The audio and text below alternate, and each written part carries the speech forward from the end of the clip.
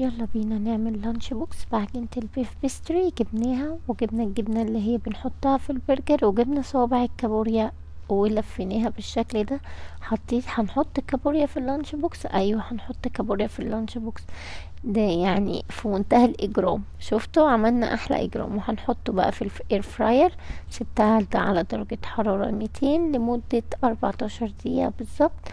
بعد كده قطعنا شرايح الخيار ودهناه بالجبنة وهنلفه رول زي ما بين عندكم في الفيديو. هنعتبرها بقى الملزة بتاعت الكابوريا. اجرام وزارة التربية والتعليم هيجيلنا على الكابوريا اللي حطيناها في اللانش بوكس ده، بس ما علينا، لازم ندلع عيالنا طبعا.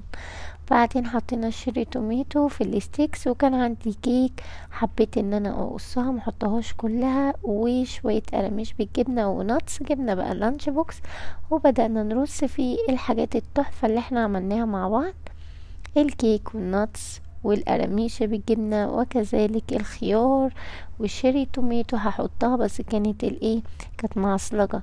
بعد كده بقى كملت باقي قوالب السيليكون وحطيت جزر، وكمان كان في عندي بيض سمان سلقته ومنسيتش احط له العيون. وهنا كانت الكابوريا بتاعتنا خلصت واللانش بوكس بتاعنا خلص. يا رب يكون عجبكم، ما تنسوش اللايك والشير، وبألف هنا. باي.